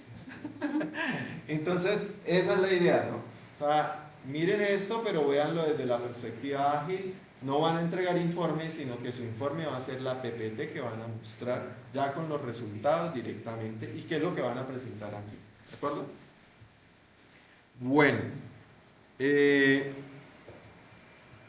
miércoles, que eso, el tiempo volando. Vamos a ver entonces, vamos a ver el algoritmo Naivalles. Pero vamos a ver lo interno, los huesos de Naivalles. ¿Cómo funciona Naivalles? Miren, Naivalles es este algoritmo. ¿Sí? Los matemáticos felices, ¿cierto? Los ingenieros vemos eso y... ¿cierto? Horrible. Pero es muy fácil, es muy fácil. O sea, volver es un algoritmo es muy fácil. Y vamos a verlo con el ejemplo. Imagínense que tengo esta tablita, ¿sí? Es una tabla muy sencilla, solamente tiene 3 atributos, 2 independientes y la variable de clase. Entonces la variable de clase es esta, la que está en verdecito, la puse así como aparece en RapidMiner, la variable de clase. Y los otros dos son 2 atributos. Entonces uno se llama D de discreto y otro se llama N de numérico, ¿cierto? Entonces puede hacer la edad y el otro podría ser si es género masculino o femenino. ¿Ya? Listo. Esa tabla solamente tiene esos 8 registros pues, para facilitar los conteos que se tienen que hacer dentro del modelo y no nos demoremos haciendo tanto el tema. Entonces, el modelo Naivalles asume que las columnas no tienen relación entre sí, las columnas independientes. En este caso, las columnas independientes son estas dos, porque la variable dependiente es la variable objetivo, ¿cierto? Entonces ellos asumen que esta columna no tiene nada que ver con esta otra columna, punto. Ese es el modelo de Naivalles. Que a pesar de tener esa asunción que uno dice, uy, es como grave, en general funciona bastante bien. ¿Qué necesita el modelo? El modelo de Naivalles básicamente son tablas de probabilidades, ¿sí? Las que están, es esta tabla y esta tabla. Salieron 3 tablas, ¿por qué? Porque son 3 columnas. Tengo 3 columnas, salen 3 tablas. Si tuviera 10 columnas, salen 10 tablas, ¿sí? Ahora, que él en RapidMiner nos muestre el choricero, bueno, pues eso sí ya pegaron las tablitas, una debajo de la otra, ¿sí? Pero en últimas se ve más bonito así organizadito por cada uno de los atributos, ¿de acuerdo? Entonces, en este caso el problema es de clasificación. Naivalles, pues dice, necesitamos tener una cosa que se llama las probabilidades a priori, que son básicamente, si yo solamente tuviera mi dataset con esto, ¿qué probabilidades tendría de ser clase negativa o clase positiva? ¿Sí? ¿De acuerdo? Es más o menos lo mismo que hacíamos con el clasificador por defecto, el 0R, el de las frecuencias, ¿se acuerdan? Es lo mismo. Entonces, ¿qué probabilidades tengo de ser de una clase o de otra? Eso es lo que llaman la probabilidad a priori. Y estas otras tablas son los que llaman las tablas de prioridad de probabilidades condicionadas. ¿Sí? Entonces, Acá yo voy a decir que sea positiva dado que el atributo sea A o que sea positiva dado que el atributo sea B. ¿De acuerdo? Esas son las tablas. Y pues cuando es numérica se maneja aquí con una distribución, que en este caso es la distribución normal. Entonces, ¿qué hace el modelo? El modelo va a construir primero esta tabla, la tabla de probabilidades a priori. ¿Cómo se construye? ¿Cuántos negativos hay acá? 3, ¿cierto? ¿Cuántos registros hay en total? 6. Entonces, pues, acá 3 de 6 son negativos, 3 de 6 son positivos. Listo, esa es la más fácil. ¿Sí? Contar y dividir en el total. Frecuencia observada sobre el total de registros. Yo ya tengo la probabilidad a priori. Entonces me dicen a mí, con esta tabla, solamente mirando la columna, ¿usted qué me dice? ¿Digo negativo o positivo? Yo digo, cualquiera de los dos porque tienen la misma probabilidad. ¿Cierto? Pues diga negativo, diga positivo. ¿De acuerdo? Eso es lo que yo tengo ahorita. Si me hubieran dado 4 y 2, pues yo hubiera tenido uno con más probabilidad. Yo diría, no, pues ese que tiene más probabilidad, diga eso. ¿De acuerdo? Esa es la probabilidad a priori. Ahora viene lo que es la probabilidad condicionada, que es esta de aquí. ¿Sí? Entonces, que sea positivo dado que es A. Estos son los positivos. ¿Cuántos A's hay en esos positivos? Hay uno, ¿cierto? Entonces aquí dice 1 de 3, ¿cierto? Porque son 3 positivos. ¿Cuántos son B? Pues los otros 2, 2 de 3. Entonces aquí dice 2 de 3, ¿de acuerdo? Ahora, ¿cuántos son negativos dado que es A? De los 3 negativos, los 3 son A, ¿cierto? Entonces aquí da 3 de 3. ¿Cuántos son negativos siendo B? Ninguno, ¿cierto?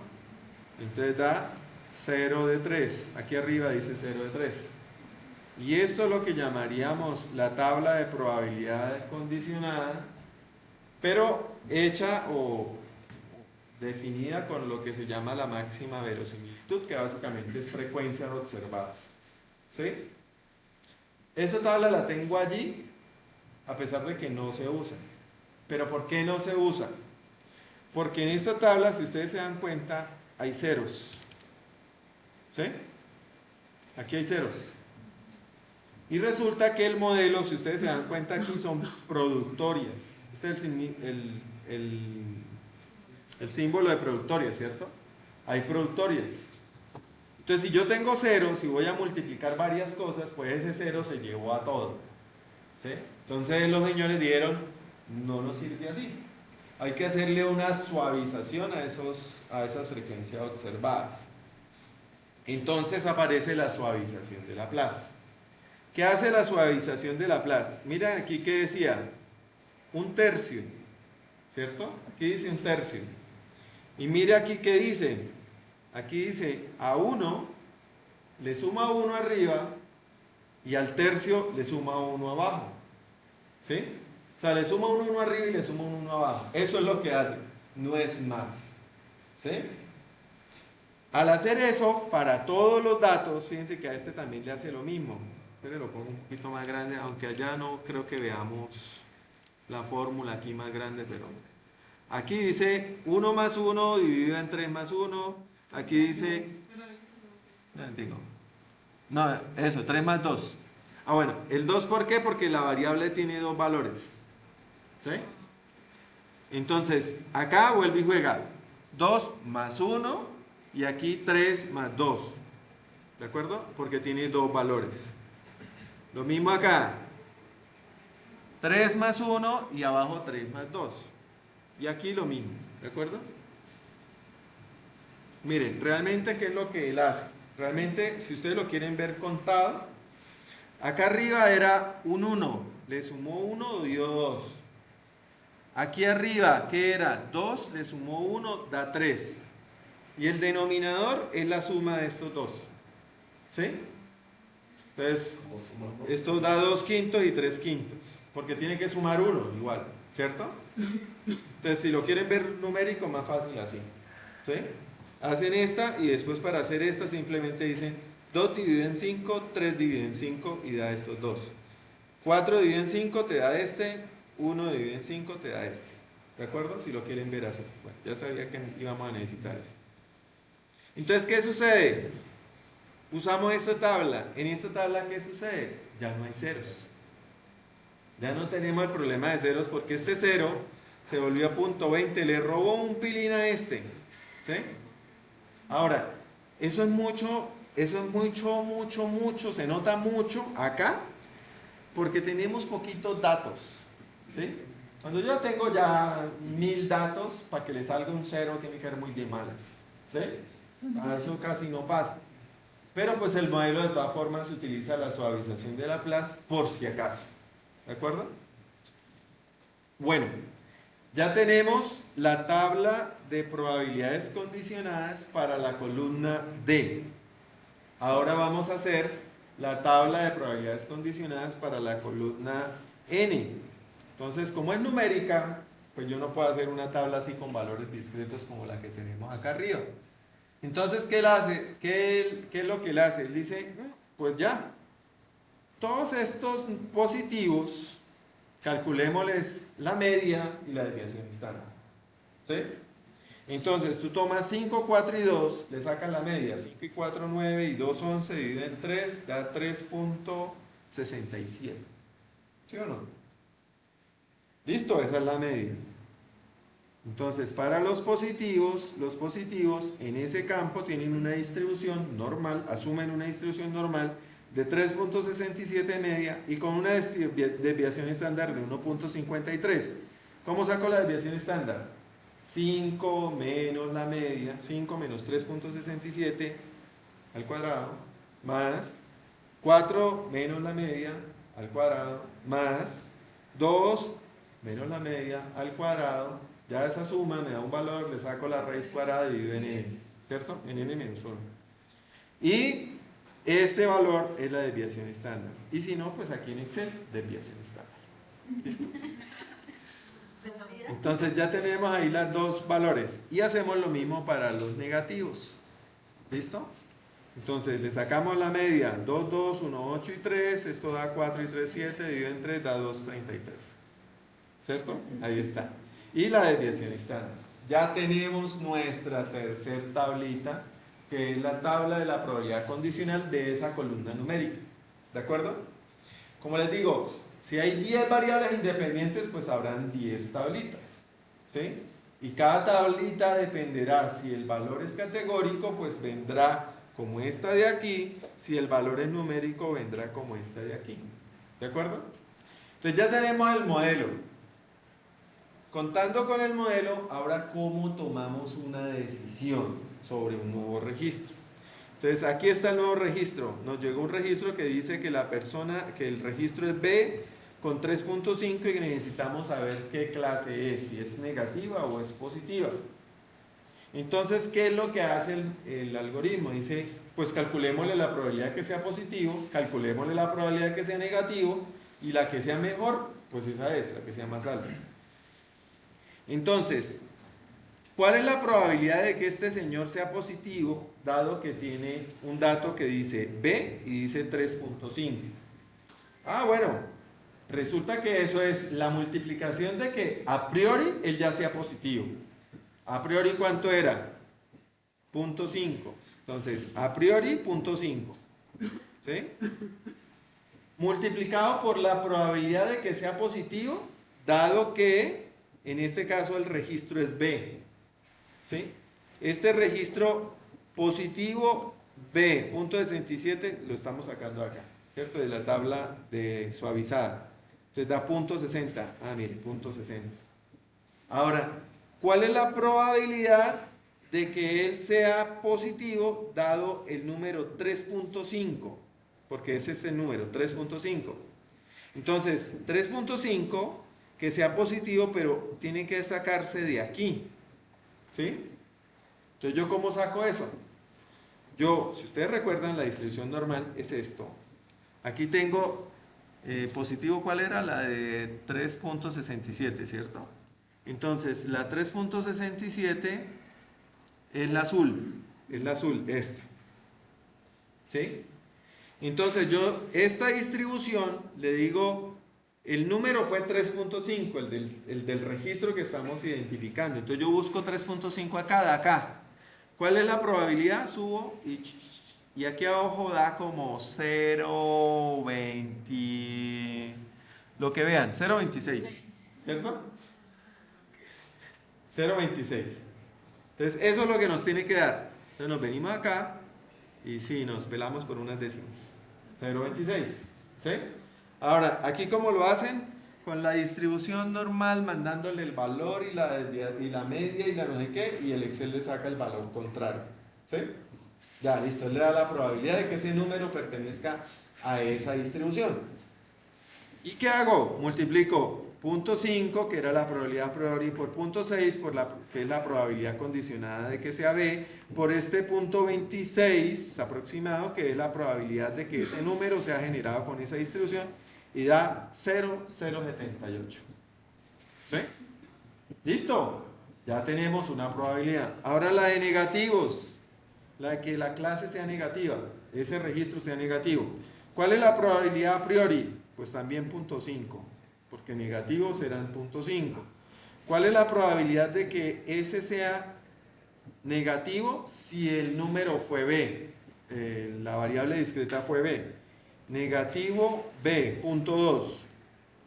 ¿Y cuál es la probabilidad de que ese número haya sido generado con la distribución de los negativos? El número 3,5. Entonces nos venimos acá. Y aquí 3,5 da este valor que es 0.016. No, 0.016, ¿cierto? Listo, entonces venimos acá. Y aquí 0.105. Bueno, era más pequeñito. A ojo. Esta es como por aquí. Sí, mírenlo ahí, 10,5. ¿Sí? Ahí ya me paré donde era.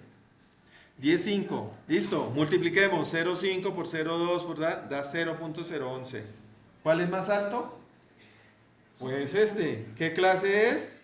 Pues positivo. Ese es el modelo. ¿Sí? Entonces ahora sí devolvámonos a ver de dónde sale esta fórmula tan macabra. Probabilidad a priori 0,5 multiplicado por cada una de las probabilidades condicionadas de todos los atributos. Entonces, como acá hay dos atributos, por este y por este. Y eso me da un valor. Ese valor fue 0,78. Haga lo mismo para todos los valores de la clase. Entonces, lo hace para esta clase y lo hace para esta clase. Y de eso, escoja el argumento máximo. O sea, el mayor es el que gana. El que ganó fue clase positiva. Eso es lo que significa esta fórmula. ¿Sí? La probabilidad a priori de cada clase, la probabilidad a priori de cada variable de clase multiplicado, porque esto es productoria, de todas las probabilidades condicionadas. Para cada una de las clases se multiplican, se suman. Entonces, fíjense, ya así disgregadito suena más bonito, ¿cierto? ¿Entendido? ¿O hay preguntas?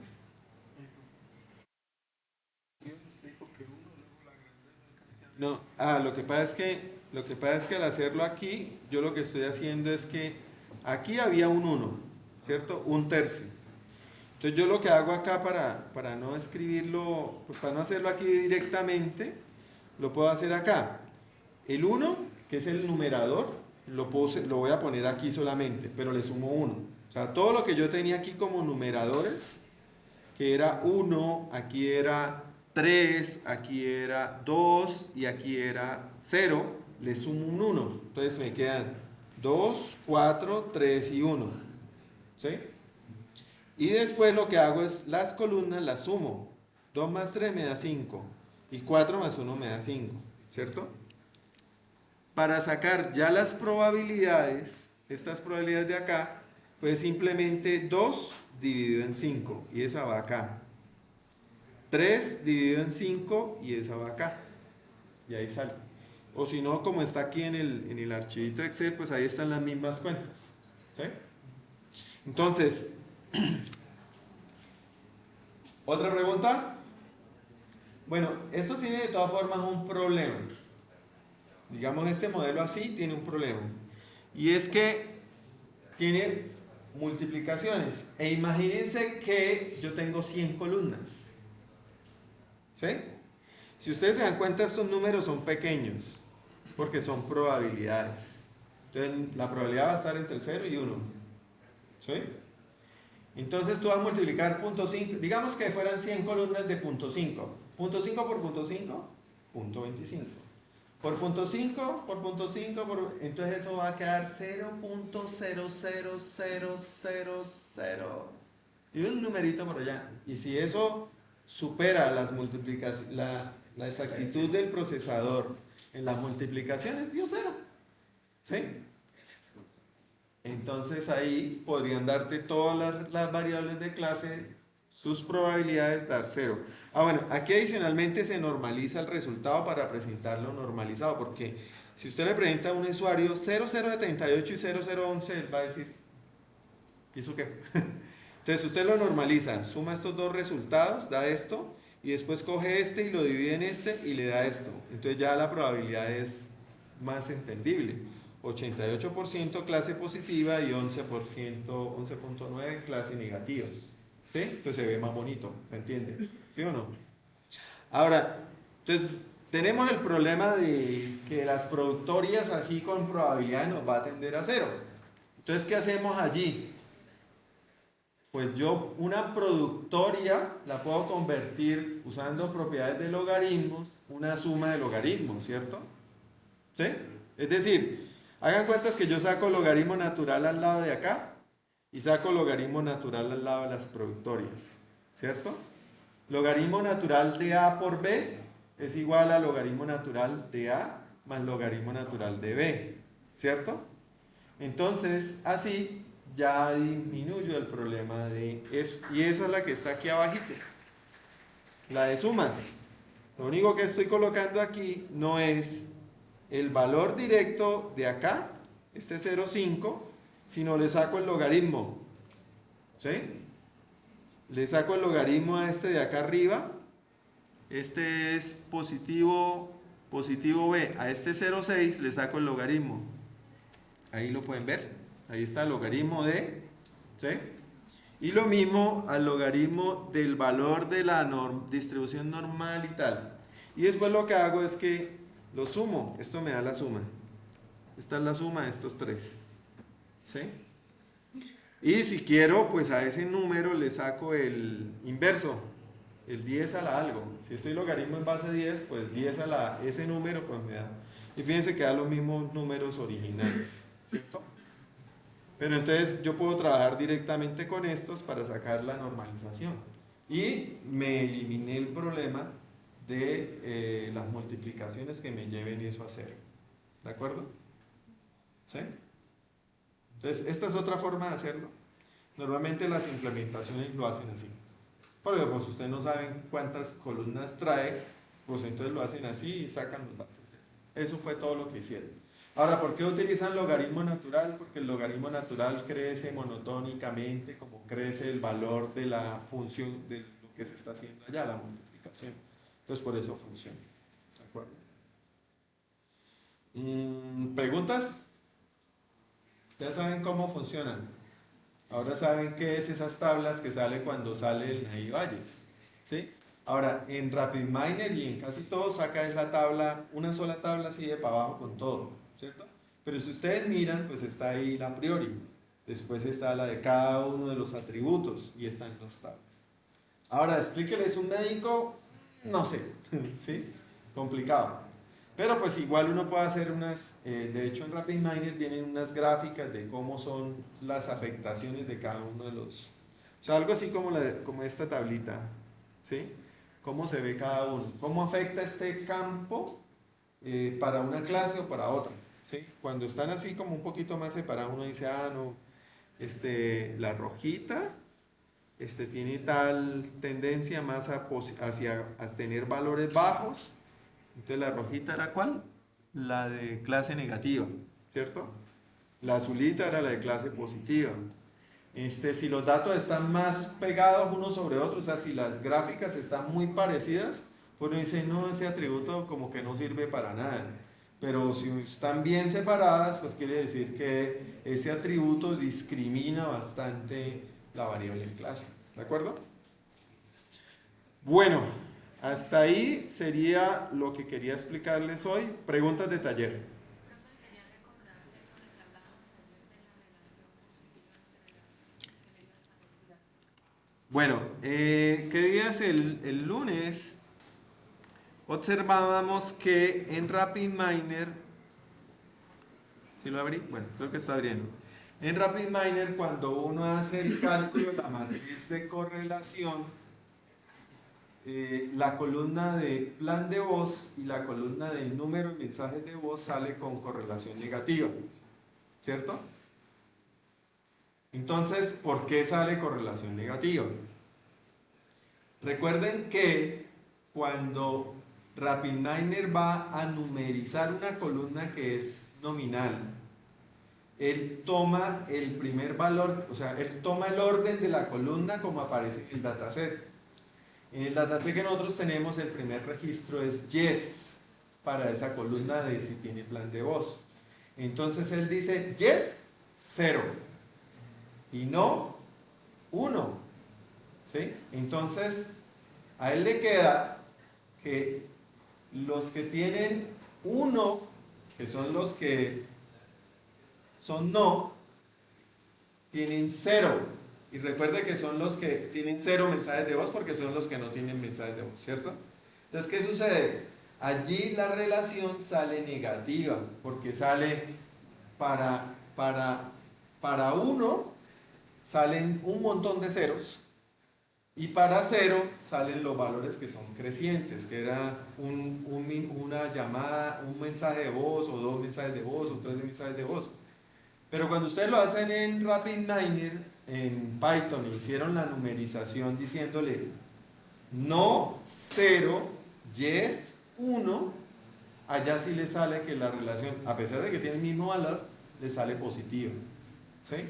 Entonces es porque básicamente el problema es ese, en la conversión. Yo tengo por aquí el ejercicio hecho.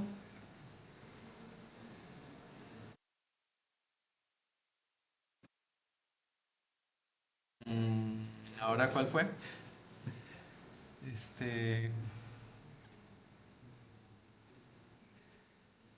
Changos, lo tenía hecho. Como que no lo salvé. Bueno, igual yo tengo aquí la tabla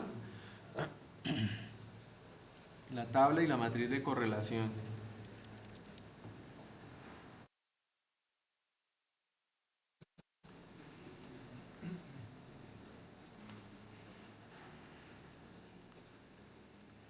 Entonces acá vemos el menos, ¿no? Vemos también la tabla, que es lo otro que les quería mostrar. En la tabla viene acá, perdón, la tabla, si buscamos ese primer registro, el plan de voz dice yes. Entonces él toma ese como 0. Ahí es donde está el problema. Entonces ahora vamos a hacerle, recuerdan que había un map,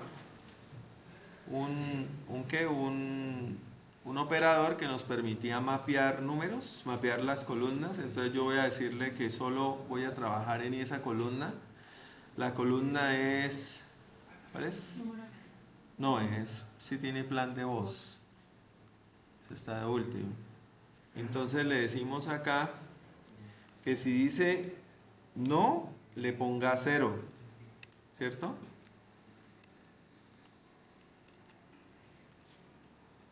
Y le decimos que nos agregue el yes, que nos ponga 1.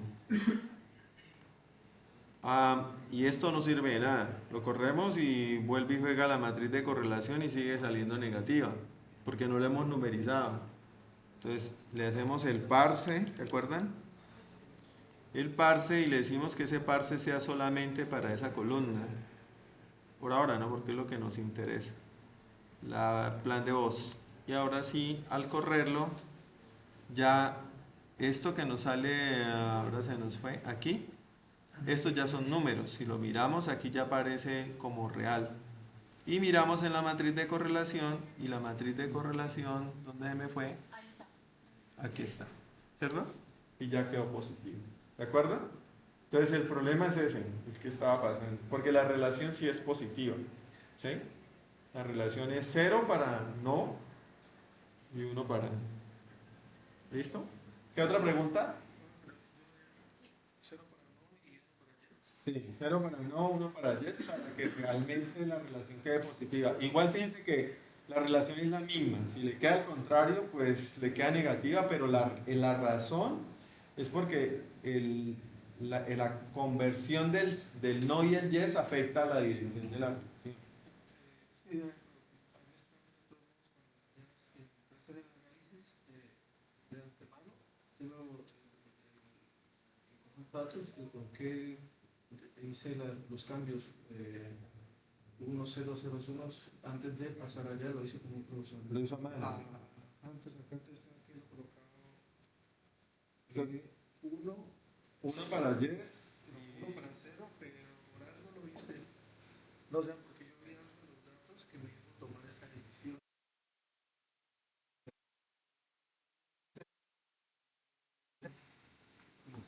Porque igual me está dando cero negativo, pero yo lo hice por algo. No, pero igual el tema aquí es que aquí digamos que no tiene mucho sentido entender el símbolo negativo positivo porque pues igual depende de cómo lo interpretes. Si tú le pones no 0 o no 1, es la interpretación que haga.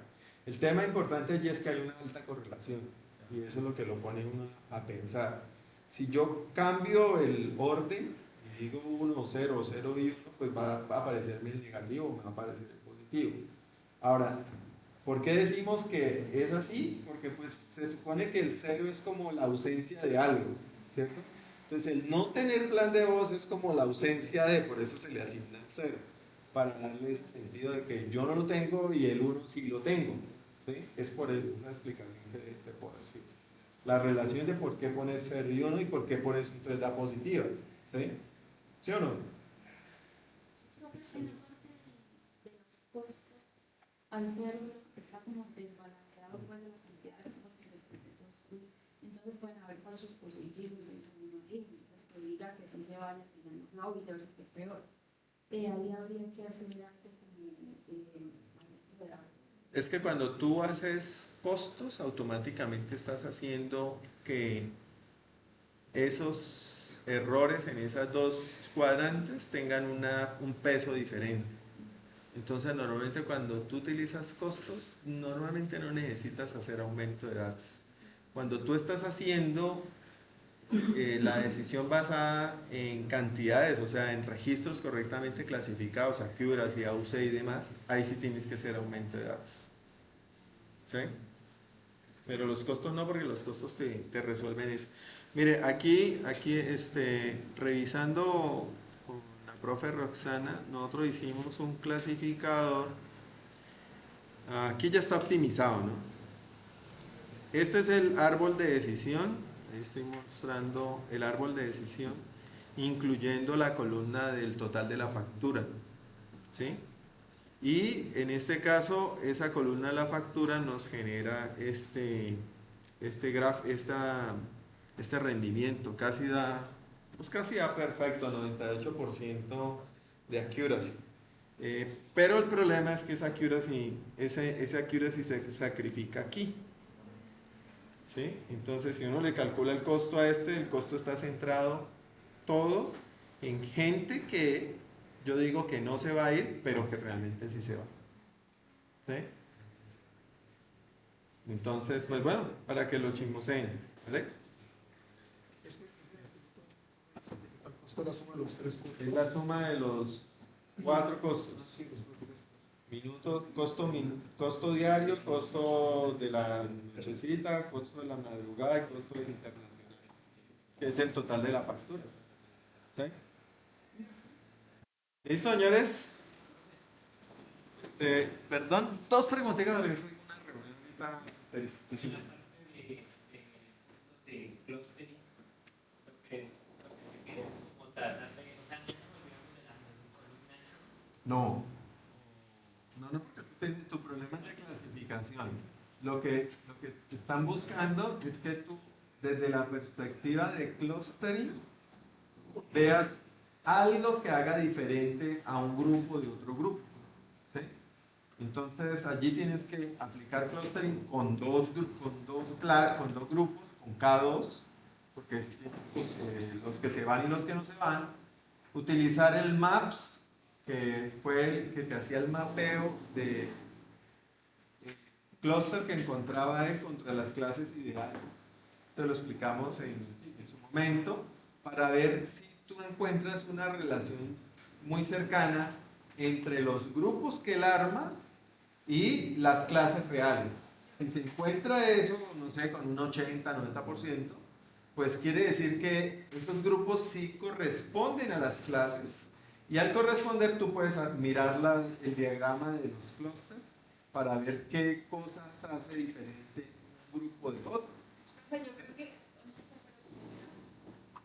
como si metes o no la columna de Schur en la fermentación con clúster, ¿a esto te refieres? Sí, sino que la pregunta era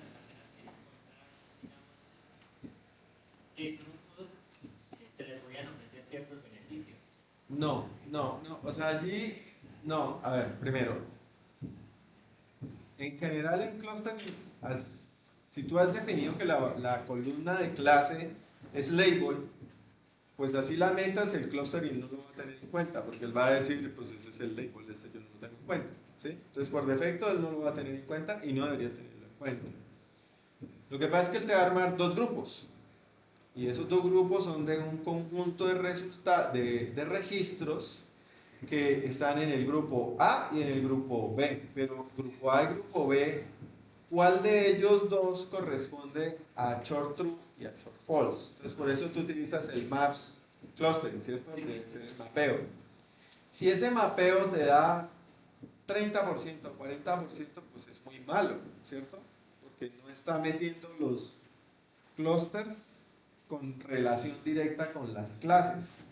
Pero si el mapeo te da alto 80, 90, pues tú puedes decir, estos clusters que se armaron se parecen a las clases reales, ¿cierto? Algunos será el de los true y algunos será el de los false.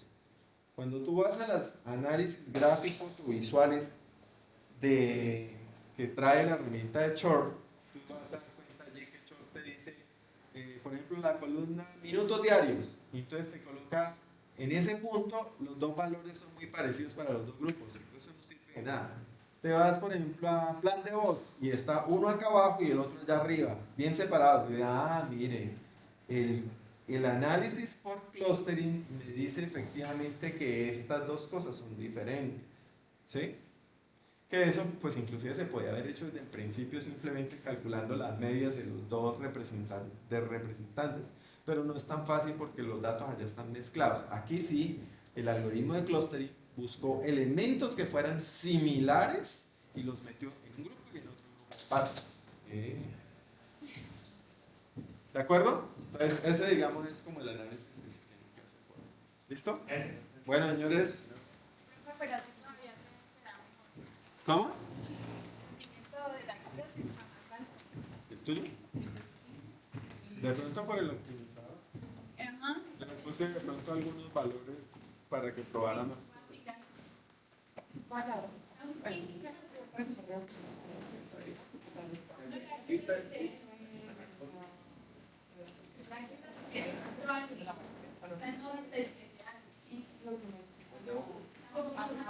Pero no encontramos bien. Claro, explicar los detalles que la economía se hace un reporte y el reporte se pasa por tiempo.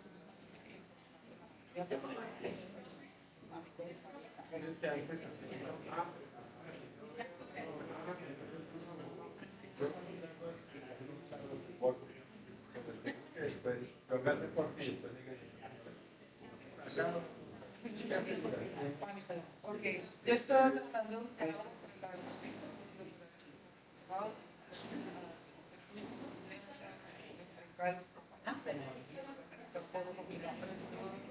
ya le delegué a la área. Porque pues, realmente me están pasando factura, de hecho tengo varias clases de juego que todavía estoy volviendo a ver. Entonces, pues, sí o sí necesito que a veces calculo de la que uno es que sí. Entonces, eso fue ok, yo igual estoy en eso, a ver si algún día encuentro que voy a una maestría. Él creo que tiene clase ahorita en la siguiente sesión.